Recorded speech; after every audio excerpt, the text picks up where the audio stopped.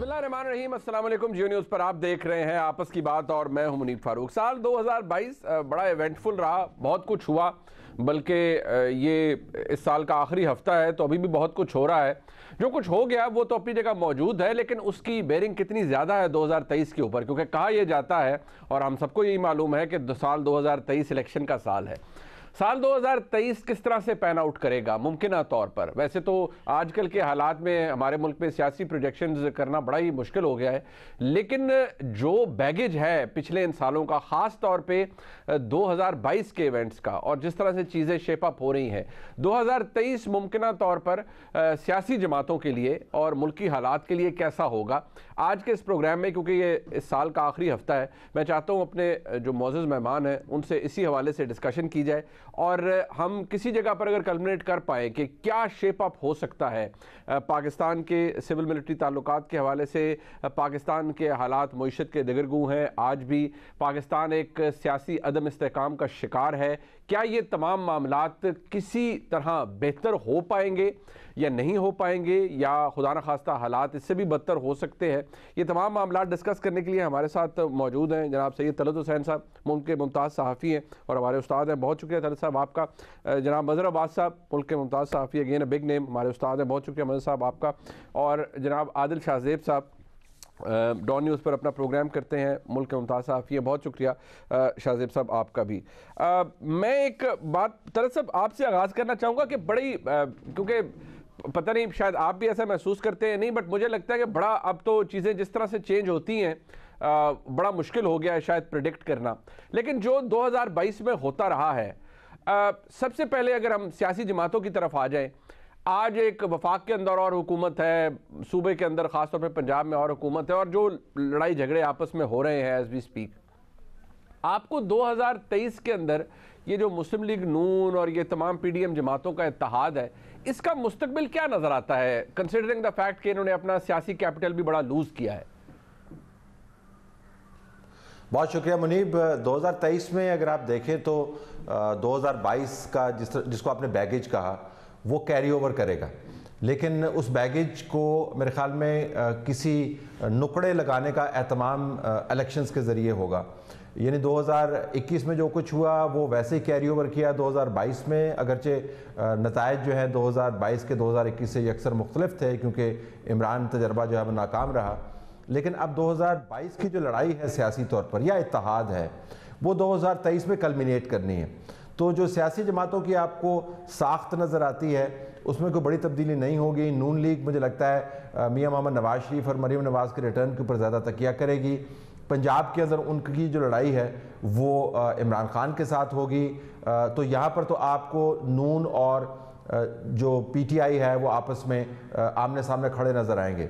Pakistan peoples party जो है वो सिंध के अंदर जो उनकी फोर्ट्रेस प्रोविंस है उसके अंदर वो मौजूद रहेगी। उसका फोकस यही होगा कि जो भी मामलात हैं वो मरकज़ और पंजाब की तरफ जाएँ और सिंध की तरफ कोई ज़्यादा रुख ना करें।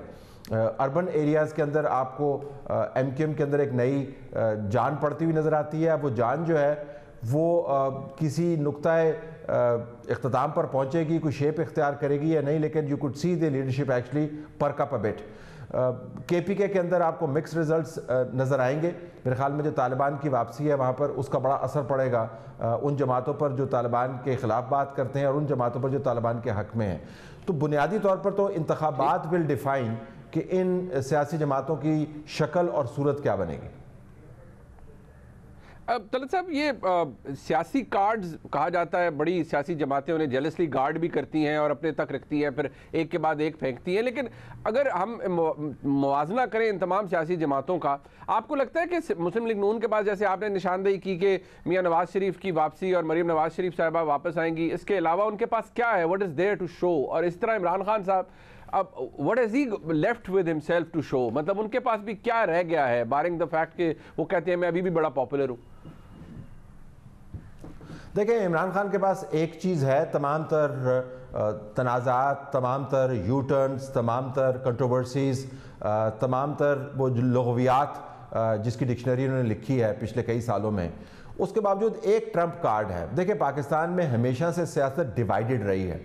तो इमरान खान ने सियासत का एक हिस्सा पकड़ा हुआ है, यानी जो भी एंटी नवाज़ है वो इमरान खान, वो प्रो नवाज़ है, जो भी एंटी PMLN है वो प्रो इमरान खान है, जो भी एंटी इस्टेब्लिशमेंट वो इस्टेब्लिशमेंट जो उसको पसंद नहीं है, वैसे तो इस्टेब्लिशमेंट के बहुत सारे लोग सबको कभी ना कभी पसंद रहे हैं, वो प्रो इमरान है। तो इमरान के पास ये एडवांटेज है कि जब जमातें एक तरफ इकट्ठी होती हुई नजर आती हैं तो उन्होंने एक साइड पकड़ी हुई है और ये परमानेंट एडवांटेज रहेगा।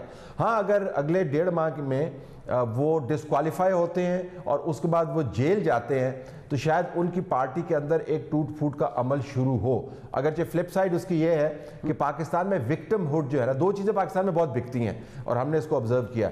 एक तो फेकनेस बहुत बिकती है, आप प्रिटेंड करने लग जाएं कि मैं फलां हूं तो, और उसको मार्केट कर ले तो आपकी जो है पतंग आसमान से बात करती है। और दूसरा विक्टिमहुड, अगर इमरान विक्टिमहुड को प्ले करते रहे तो मेरे ख्याल में उनका काफ़ी एक परमानेंट स्टैचर आपको सियासत के अंदर नजर आएगा और जो 2023 के इंतखाबात में it will be a force to reckon with. ठीक, यानी कि विक्टिम कार्ड विल सेल, ये आपके जहन में ये आपका तजिया कहता है। मदर साहब, मुस्लिम लीग नून अब हुकूमत में है, कई दफ़ा हमने आपस में इस बात को डिस्कस किया है। मदर साहब, आप भी कहते रहे कि ये इत्तेहाद बना, फिर जिस तरह है कैपिटल एग्जॉस्ट हुआ, सबसे ज़्यादा नुकसान भी शायद मुस्लिम लीग नून को हुआ है। बट आज की तारीख में ये इलेक्शन की तरफ हम जा रहे हैं, हम सब उम्मीद करते हैं कि 2023 में इलेक्शन हो, लेकिन ये इतनी मईशत के बुरे हालात या इन तमाम मामलात के बाद मुस्लिम लीग नून कैसे अवाम का वोट, और सबसे पहले तो दिल कैसे जीत पाएगी वापस, और वोट भी क्या हासिल कर पाएगी 2023 के अंदर, या महज तकिया मियां नवाज शरीफ साहब की वापसी पर ही है? शुक्रिया मुनीब। देखिए, 2023 दो लिहाज से बहुत अहम तरीन साल है। एक तो ये कि जाहिर है आम इंतखाबात का साल है, और दूसरे ये कि 2023 में पाकिस्तान के आइन को बने 50 साल हो जाएंगे। यानी 1973 में आइन बना था, 2023 में उसकी गोल्डन जुबली हो रही होगी।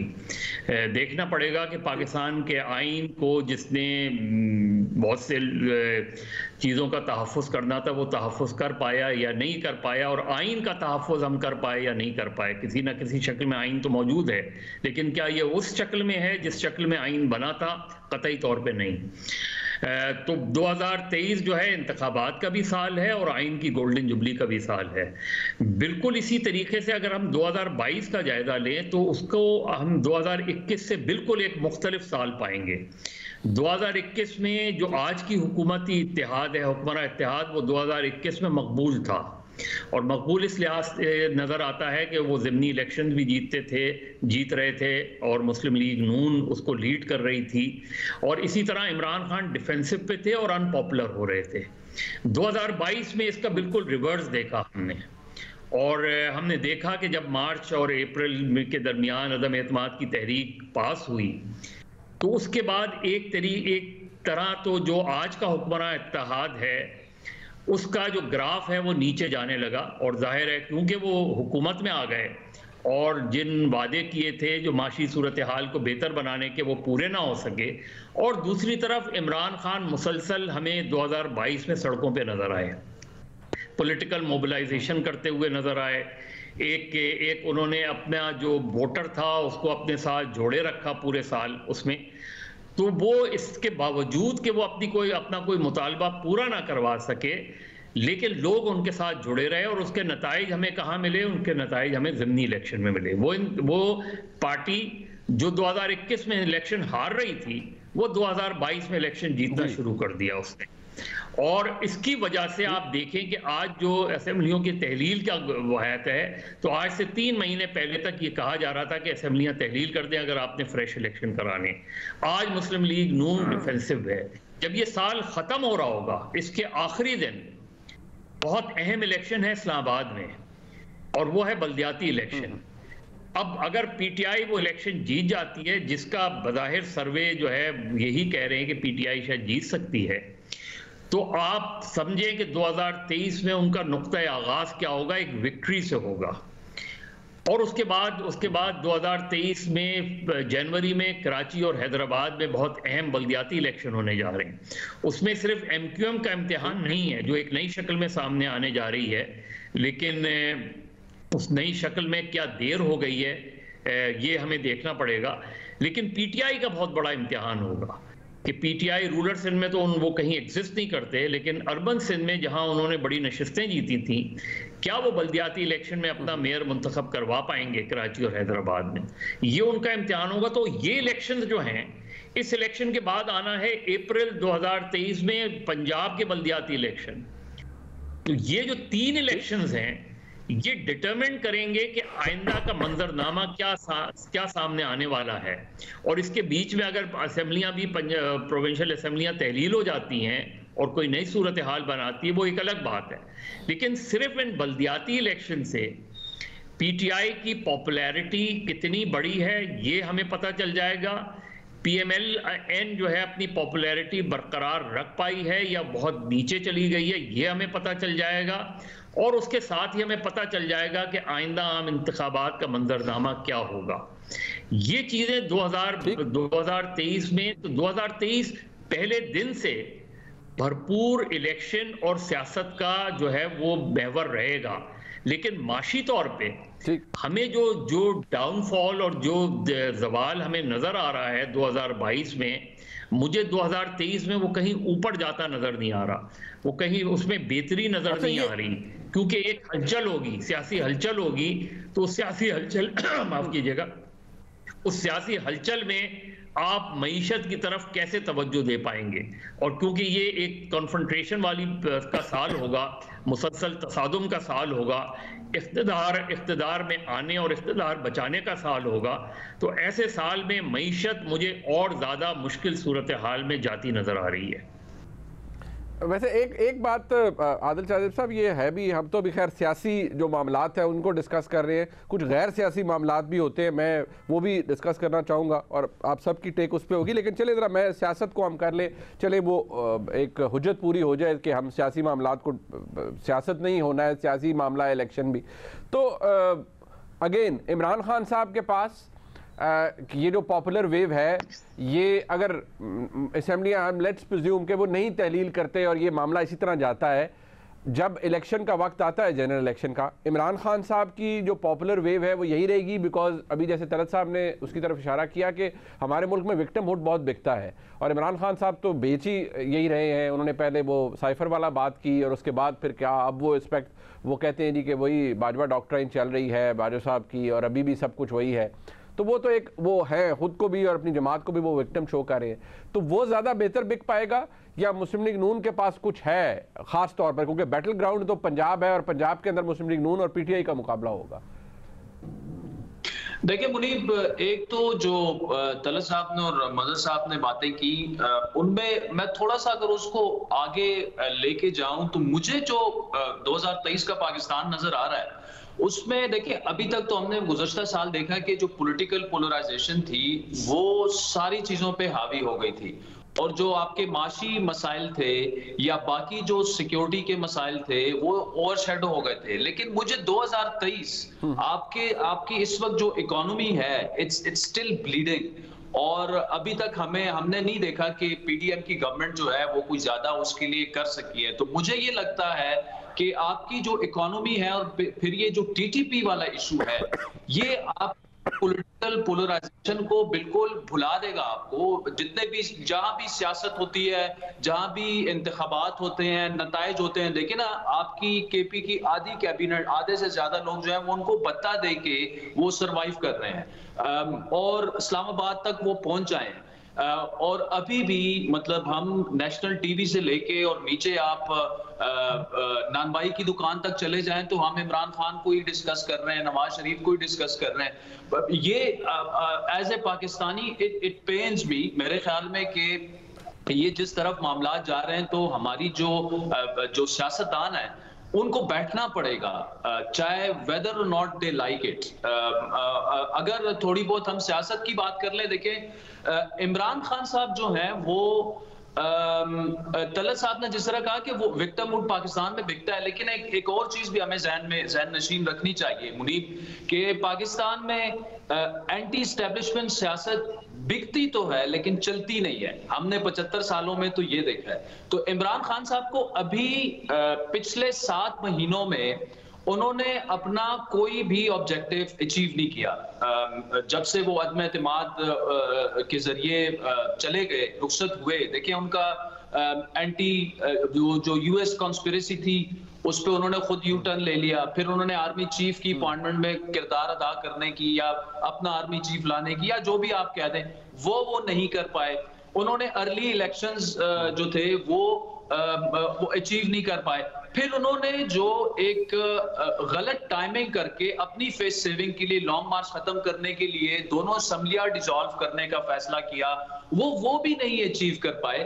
तो इमरान खान साहब जो है वो, और ये देखिए हम किस बेसिस पे कह रहे हैं कि इमरान खान साहब की पॉपुलैरिटी बढ़ी है, उसकी बड़ी एग्जांपल जो है पंजाब के बलदियाती वो जो आपके जिमनी इलेक्शंस थे। लेकिन मुनीब ये जो चीजें हो रही हैं हमारे लेफ्ट राइट, ये जो मुबैना लीक्स आ रही हैं, ये जो केसेस लेफ्ट राइट जा रहे हैं, वेदर और नॉट वी लाइक इट, लेकिन एक होता है ना स्विंग वोटर, ये उसको इम्पैक्ट कर रही है। और मेरा मानना ये है कि जो पाइपलाइन में आगे चीजें हैं जिस तरफ जा रही हैं, तो मैं खान साहब की पॉपुलैरिटी बढ़ते हुए नहीं, वो उसका मैं डिक्लाइन देख रहा हूं। उनकी जो पॉपुलैरिटी है, जो भी बलदियाती इंतखाबात हो, ज़िमनी इलेक्शंस आगे हो, उसका मुझे कोई इम्पैक्ट पाकिस्तान के सियासी हालात पे नजर नहीं आ रहा। ऑल्दो मेरा मानना यह है कि ये जो हम पॉलिटिकल पोलराइजेशन या सियासत डिस्कस कर रहे हैं, ये आने वाले साल में ये जो दो हमारे अहम मसले हैं, सियासत और आपका ये जो टीटीपी वाला मामला है, ये बिल्कुल सारी चीजों पे मैं हावी होता देख रहा हूं। लेकिन ऑब्वियसली सियासत फिर भी हमने डिस्कस करनी है। जहां तक पीएमएलएन की बात है, तो देखिए पीएमएलएन का मसला ये है कि शहबाज शरीफ साहब ने हुकूमत चलानी है, और ये हुकूमत जो है ये पीएमएलएन की नहीं है, ये पीडीएम की गवर्नमेंट है। जरदारी साहब अपनी सियासत करेंगे, और मुझे लगता ये है कि इस दफा पीपल्स पार्टी जो है the party will try and spread its wing। Balochistan में शमूलियतें हम देखेंगे आगे होंगी पीपल्स पार्टी में। पाप पार्टी जो कि मैं ये तो नहीं कहता कि अब यतीम हो गई है, लेकिन बड़े उसमें अहम सियासतदान शामिल हैं। मैं बाप पार्टी को भी तहलील होते देख रहा हूँ, उनमें ज्यादा हो सकता है लोग जाएं पीपल्स पार्टी की तरफ। फिर जनूबी पंजाब बड़ा अहम है। जनूबी पंजाब में जो पीटीआई के लोग हैं, देखिए वो प्रवास करने के लिए तैयार बैठे हुए हैं, वो किस तरफ जाते हैं, लेकिन उनका अगर आप देखें पास में तो पीपल्स पार्टी की जानिब रुझान ज्यादा रहा है। तो हो सकता है कि पीपल्स पार्टी भी आइंदा अगर इंतखाबात हो जाते हैं, और ये मैं इस वक्त वसूख से नहीं कह सकता कि मसाइल है उसमें सियासी बात कर रहे हैं ना, एक्सटेंड भी हो सकते हैं। जी बिल्कुल जी मुनीब, ठीक। अच्छा एक यहाँ मुख्तसर सा ब्रेक ले लेते हैं। मैं ज़रा जब वापस आता हूँ, मैं ज़रा तलत साहब से दोबारा आगाज़ करना चाहूँगा। ये ख़ास तौर पर सियासी गुफ्तगू हो रही है और सियासी प्रोजेक्शंस के बारे में बात हो रही है। 2023 में क्या हो सकती है, कुछ ऐसे इवेंट्स हैं जो कि हो सकते हैं, जैसे कुछ लोग कहते हैं कि इमरान खान साहब को खदशा है कि ये जो पीडीएम का इत्तेहाद है ये तो चाहता है इलेक्शन और आगे हो जाए। ज़रा इस पर भी बात कर लेते हैं, और कुछ गैर सियासी मामला के ऊपर एक ब्रेक के बाद हमारे साथ रहिए।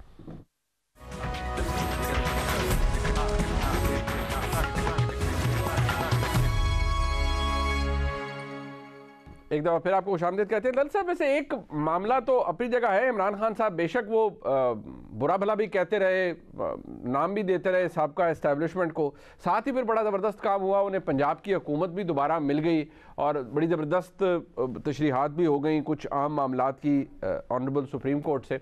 तो खैर उस विद रिज़ल्ट इमरान खान साहब की हुकूमत पंजाब में फिर आ गई। बट एक फैक्ट है कि यहाँ हर किसी को शौक होता है to cozy up to the establishment. ये जो पीडीएम का इत्तेहाद है, ये मेरी फीलिंग थी, पता नहीं आप इससे एग्री करते हैं या नहीं, कि ये थोड़ा सा इनका कॉन्फिडेंस बड़ा बेहतर हो गया था ये नवंबर के महीने के बाद, ये जो दिसंबर का महीना गुजरा है इसके अंदर। तो आपको लगता है ये फैक्टर भी काउंट करता है, या आपको लगता है नहीं ये भी फिजल आउट हो जाएगा और PDM will have a tough time next year? देखिए, अगर पीडीएम बतौर इत्तेहाद टिकी रही तो जाहिर है पंजाब के अंदर उनको बहुत सख्त वक्त उनका सियासी तौर पे आने वाला है। जिस तरह मैंने गुजारिश की थी कि इमरान खान को सिंपैथी वोट हो या विक्टिम वोट हो या anti PML Peoples Party vote हो, वो उनकी तरफ ड्रिफ्ट करेगा। लेकिन हमें एक और जाविये से भी चीज़ों को देखना चाहिए। इमरान खान का भी आदिल ने जिक्र किया था कि वो मकबूल भले हों, काबिल कबूल नहीं होंगे। मेरे ख्याल में ये बड़ा अहम फैक्टर है, क्योंकि पाकिस्तान तहरीक इंसाफ की अपनी उठान और उसके बाद जो उनको हुलेल मिली जिसके ज़रिए उनको आसमान की तरफ लॉन्च किया गया, उन दोनों में थोड़ा सा फ़र्क है। अपनी उठान उनकी यकीनन है, मकबूलियत भी है, अब इंतखाबात भी जीतते हैं, लेकिन कैंडिडेट्स की सिलेक्शन से लेके धड़ों की जोड़ तोड़ तक उनको जो सहूलत मुहैया की गई थी, अब मेरे ख्याल में वो सहूलत बिल्कुल भी मुहैया नहीं होगी। एक दूसरा ये कि जो उनको इजाफी पेट्रोल उनकी टैंकी में डाला गया था, जिसमें अभी साउथ का जिक्र हुआ, जिसमें बाप पार्टी का जिक्र हुआ, जिसमें लोगों के वोट्स को लाइन अप करने का जिक्र हुआ लेजिस्लेशन के अंदर, वो भी अब मुहैया नहीं होगी। और तीसरी बात ये कि अगर ये धड़े और ये सपोर्ट बेस उनके इर्द गिर्द से हटा लिया गया और इमरान खान उन केसेस के बीच में फंस गए, तो यकीनन इमरान खान के लिए मुसीबत हो सकती है। लेकिन मुसीबत जितनी मर्जी बड़ी हो, उनके पास एंटी PDM वोट मौजूद रहेगा, विच मीन्स कि PDM का जो दर्द सर है इंतखाबात जीतने का वो अपनी जगह पर कायम रहेगा। एक ये, दूसरा मुझे 2023 के जो ट्रेंड्स नज़र आ रहे हैं ना अभी 2022 में बैठ के, उनमें से एक ट्रेंड बड़ा दिलचस्प नज़र आ रहा है, वो ये कि जो आज़ाद उम्मीदवार हैं उनकी मांग और उनकी तादाद बढ़ने वाली है।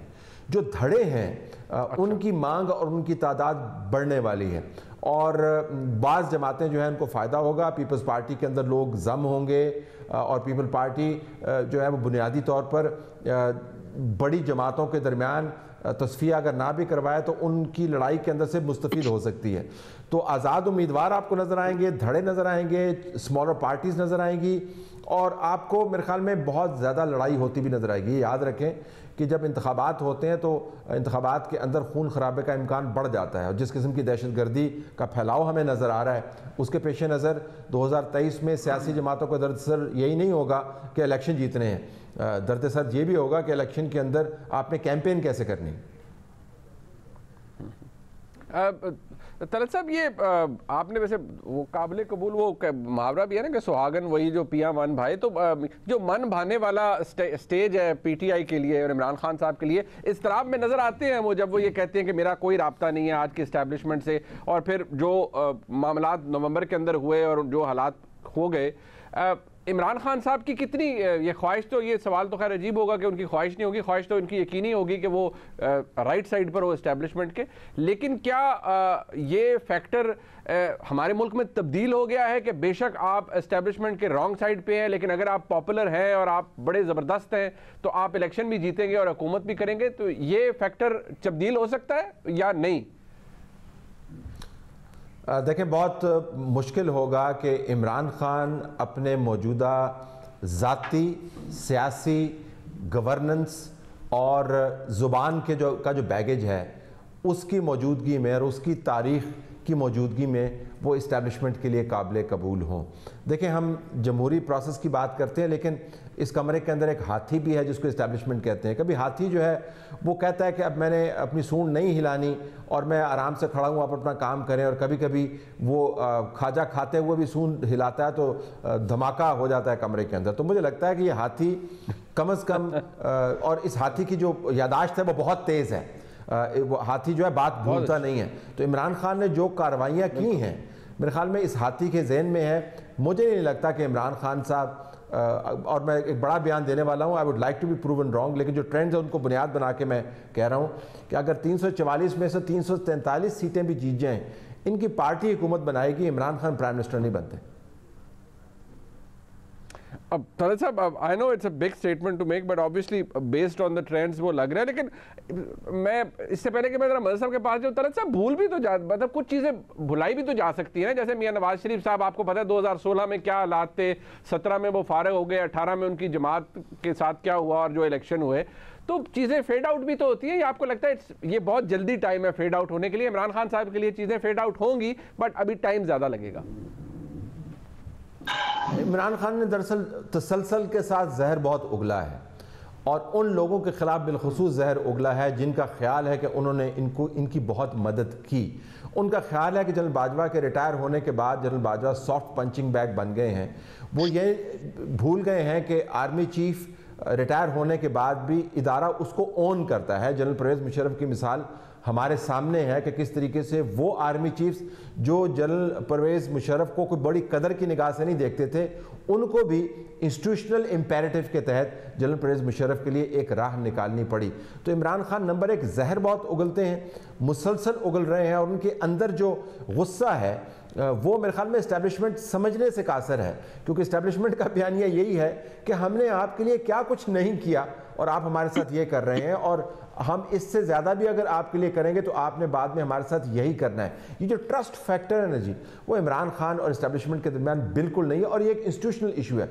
नवाज शरीफ के बारे में देखें, आप तमाम तर बयानिए के बावजूद एक गुजरांवाला की स्टेटमेंट आप उठा के कोट कर सकते हैं। इसके अलावा नवाज शरीफ के नाम से जनरल बाजवा, जनरल फैज़ का नाम नहीं निकला, और बैकडोर से सलमान शहबाज, उनके प्राइम मिनिस्टर समेत जो मौजूदा हैं, वो तमाम लोग they were in touch with the establishment.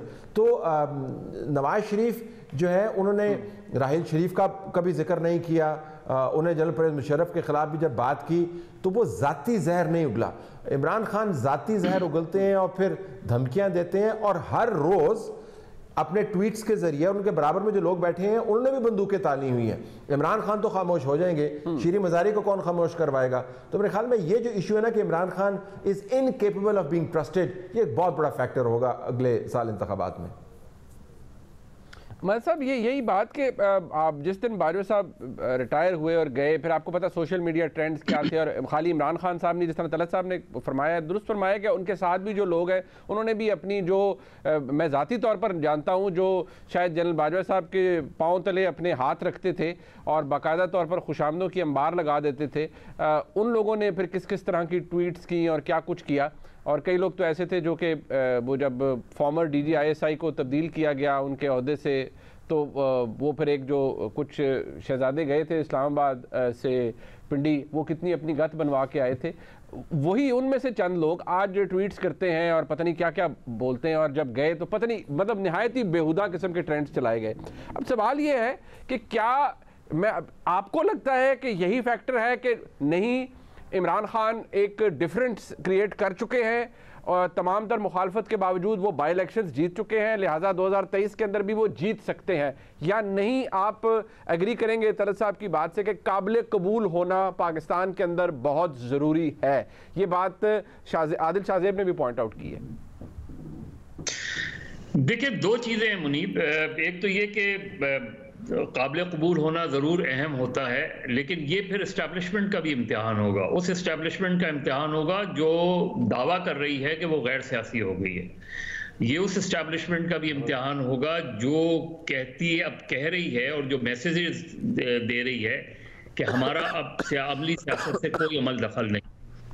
तो आप बाज़ औक़ात आपको कोई आदमी काबिल कबूल नहीं होता, उसको बर्दाश्त करना पड़ता है। बेनज़ीर भुट्टो 88 में काबिल कबूल नहीं थी, और लेकिन एक IGI एक खड़ी की गई, एक इत्तेहाद खड़ा किया गया, उनकी पॉपुलैरिटी को कट टू साइज़ किया गया, और इस हद तक कट टू साइज़ किया गया कि पंजाब में उनकी जीतने के बावजूद वहाँ नवाज शरीफ चीफ मिनिस्टर हो गए, और फिर नवाज शरीफ कौमी लीडर बन गए, और फिर विदिन अ ईयर जो है उनकी हुकूमत को फारिग कर दिया गया, और वो एक मरतबा कॉम्प्रोमाइज़ करके गवर्नमेंट दी गई, और फिर उससे भी काबिल कबूल नहीं किया गया। ये आज की सिचुएशन में इतने सालों बाद, अगर हम 88 की बात करें, ये 2023 है, इसमें इमरान खान के साथ जो वोटर सपोर्टर्स जुड़ा हुआ है वो शायद 88 की तरह का, उस तरह का पॉलिटिकल वर्कर ना हो, लेकिन वो जुड़ा हुआ है। इमरान खान अगर डिस्क्वालीफाई होंगे तो उनकी डिस्क्वालिफिकेशन का रिएक्शन क्या वैसा ही होगा जैसे नवाज शरीफ साहब की डिस्क्वालिफिकेशन का रिएक्शन हुआ कि उसे कबूल कर लिया गया पार्टी के अंदर, और एक नई क़यादत ले आई गई कि वो शायद खाकान अब्बासी चलाएं 2008। मेरा ख्याल है बहुत मुश्किल होगा PTI के लिए इमरान खान की नाअहली को कबूल करना। वो नहीं करते हैं, उसके नताइज क्या होंगे वो अलग बात होगी सूरत हाल, लेकिन कोशिश ये की जाएगी कि किसी तरह ट्रिम किया जाए, किसी तरह इमरान खान और पीटीआई को जो है काबिल कबूल बनवाया जाए, किसी तरीके से उनको इलेक्शन के प्रोसेस से बाहर ना किया जाए और उसी के साथ दिया जाए। जो शादेब बात कर रहे थे उससे मुझे 2013 का इलेक्शन का खौफ आ रहा है कि 2013 में एएनपी, पीपल्स पार्टी और एमक्यूएम नहीं कर पाई थी कैंपेन। एएनपी सबसे ज्यादा टारगेट हुई थी और एएनपी के लोगों को इस वक्त सबसे ज्यादा धमकियां भी मिल रही हैं। क्या ये मामला आगे बढ़ेगा, और आगे बढ़ेगा तो ये 2023 के इलेक्शन में किस हद तक असरअंदाज होगा, खासतौर पे खैबर पख्तूनख्वा। एक सूबा जिसे हम बिल्कुल डिस्कस नहीं कर रहे वो बलूचिस्तान है। बलूचिस्तान में एक तरफ सुलगता बलूचिस्तान है और दूसरी तरफ बलूचिस्तान असेंबली साल से एक स्टॉक मार्केट का मंजर पेश करती है कि खरीदो फरोख्त का ऐसा बाजार और किसी असेंबली में हमें नजर नहीं आता जो बलूचिस्तान में नजर आता है। पार्टियां बदलना, पार्टियां बनाना, लोगों को इधर से उधर करना कोई मसला ही नहीं है। तो वहां कोई किसी पार्टी को फिक्र ही नहीं है, उनको सिर्फ ये फिक्र होती है कि वहां से लोग खरीद लिए जाएं और वो बिकने को तैयार होते हैं। ये इतना बड़ा धब्बा है बलूचिस्तान की पॉलिटिक्स के ऊपर कि ये उन लोगों के लिए वो जो लोग इस वक्त असल लोग हैं जो चीख रहे हैं बलूचिस्तान मसाइल की तरफ, उनके मुकाबले में बलूचिस्तान असेंबली में जो लोग बैठे हैं वो उस सोच से बिल्कुल कटे हुए हैं और इसी वजह से बलूचिस्तान का मसला हमें हल होता नजर नहीं आ रहा। तो ये फैक्टर्स जो हैं ये भी बहुत इंपॉर्टेंट होंगे 2023 में। लेकिन मुझे लगता नहीं कि इमरान खान आउट हो जाएं और पीटीआई को हुकूमत दे दी जाए या पीटीआई इलेक्शन जीत जाए। हो सकता है मैं गलत हूं, लेकिन मुझे ऐसा होता लग नहीं रहा। मतलब आपका नुक्ता नज़र ये है कि आपको इमरान खान साहब की मकबूलियत अपनी जगह, सब कुछ अपनी जगह, लेकिन अगर नाअहल हो भी जाते हैं तो आपको ये लगता है कि वो कट टू साइज हो जाएंगे। लेकिन सियासत से आउट होने की बात तो शायद हम में से शायद कोई भी नहीं समझता, लेकिन हुकूमत मिलने की बात है ना सर, कि क्या अगर वो नाअहल नहीं भी होते तो क्या हुकूमत कर पाएंगे विद ऑल द बैगेज? देखिए मुनीब इमरान खान के खुद साख्ता जख्म बहुत हैं। जनरल बाजवा उनके पसंदीदा जनरल्स बन गए थे, आज जनरल बाजवा उनके नजदीक विलन हैं और यही सारे इत्तेहादी जो आज इस वक्त हुकूमत में हैं, जो पीएमएलएन और पीपल्स पार्टी के साथ हैं, इन सब के कसीदे इमरान खान पढ़ा करते थे। आज उन सबके वो दुश्मन हैं। जहांगीर तरीन से लेके जनरल बाजवा तक इमरान खान ने इतने खुद साख्ता जख्म लगाए हैं अपने ऊपर कि आप उनको संभालना उन्हें मुश्किल हो रहा है। लेकिन जिस चीज को संभाले रखे हैं वो उनका वो वोटर है। अब वो वोटर अपने अंदाज में किस तरह निकलेगा, वोट डालेगा, ये हमें इसकी इंडिकेशन बल्दियाती इलेक्शन में भी मिलेगी और जब जनरल इलेक्शंस होंगे उसमें भी मिलेगी। इसलिए मुझे लगता नहीं कि इमरान खान जो है उसको इतनी आसानी से नाअहल करार दिया जा सकता। ठीक, एक मुख्तसर सा ब्रेक है जी, वापस आते हैं, वक्त हमारे पास कम है, हमारे साथ रहिए।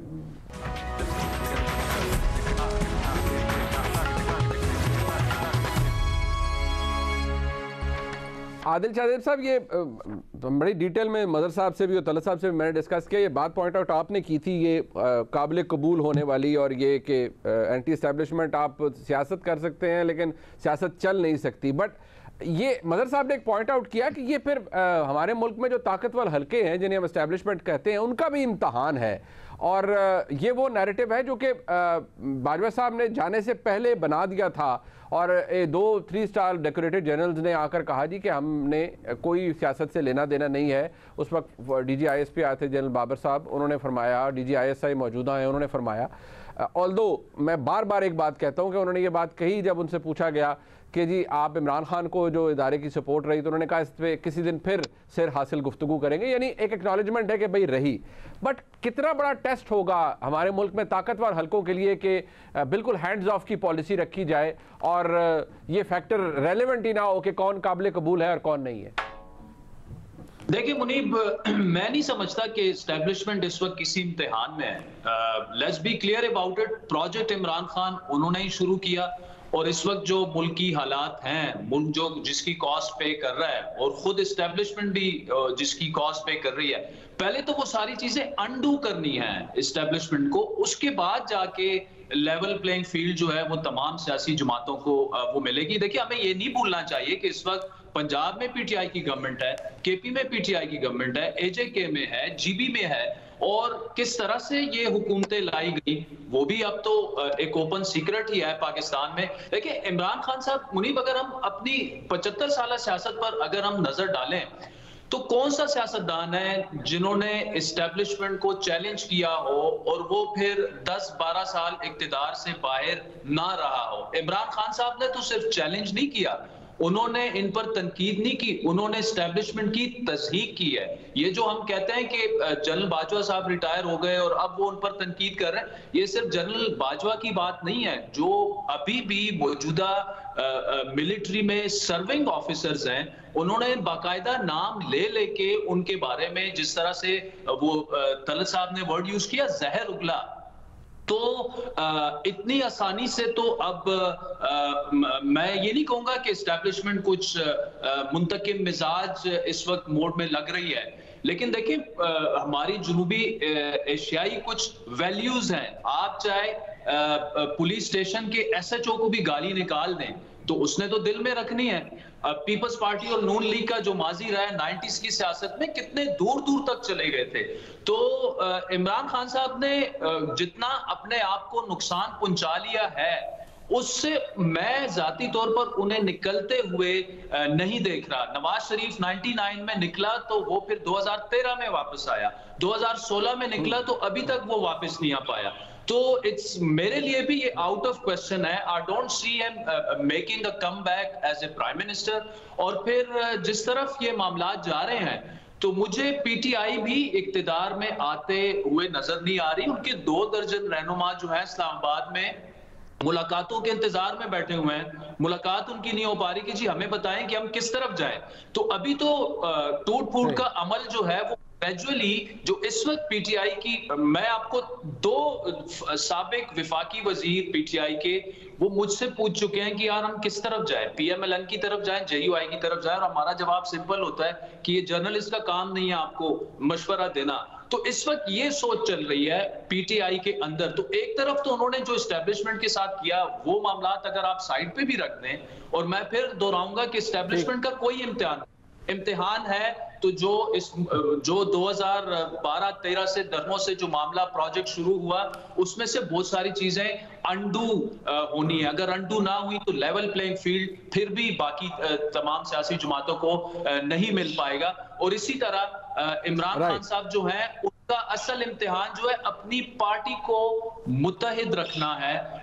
इक्तिदार में आना मेरे ख्याल में शायद उन्हें, मैं खुद ये समझता हूं कि शायद उन्हें 10-12 साल इंतजार करना पड़ेगा, उसके बाद भी वो आ पाएंगे नहीं आ पाएंगे।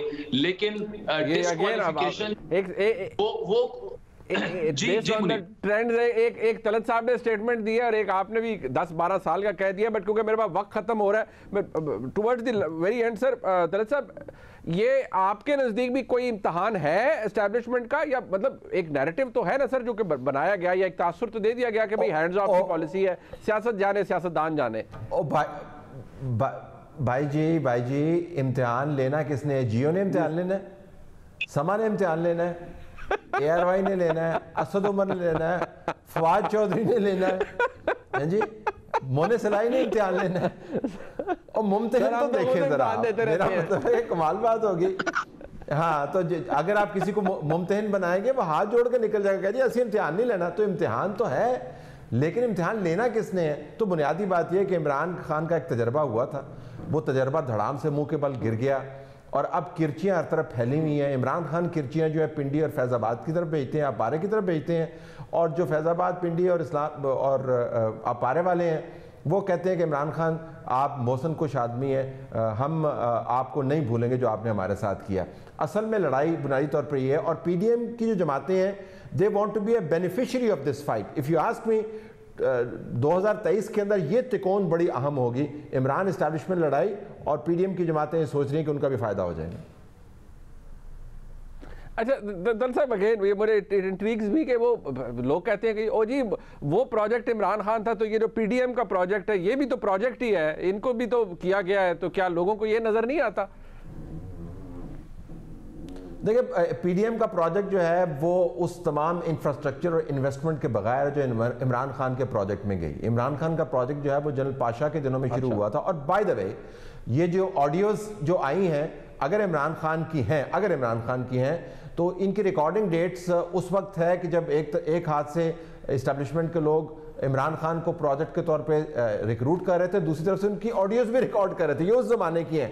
तो ये 2012 से चला हुआ है, 2022 में इसकी कल्मिनेशन हुई है। पीडीएम का प्रोजेक्ट जो है बुनियादी तौर पर एक मेक शिफ्ट अरेंजमेंट, अगर प्रोजेक्ट है तो मेक शिफ्ट अरेंजमेंट है, लेकिन वो जमातें इमरान खान के प्रोजेक्ट की इंप्लीमेंटेशन के दौर में तगड़ी रही हैं, मौजूद रही हैं। तो मेरे ख्याल में उनको प्रोजेक्ट कहना इमरान खान के साथ कंपेयर करना ज़रा ज़्यादती है। ठीक, मैं अपने तमाम मौजूद मेहमानों का शुक्रिया अदा करूंगा। और तलत साहब ने किस कमाल महारत से बता दिया कि इम्तहान किसका होगा और कोई लेने के लिए तैयार भी होगा या नहीं। कम से कम हमें हमारी औकात हैसियत तो हर एक को पता ही है। बहरहाल मुल्क के हालात जो भी होंगे जी 2023 के अंदर कैसा हो सकता है, मुमकिन तौर पर ये एक तज्जिया हमने अपने तज्जिया निगारों की मदद से आपके सामने पेश किया। प्रोग्राम आपने देखा, देखने का बहुत शुक्रिया। खुदा हाफिज़।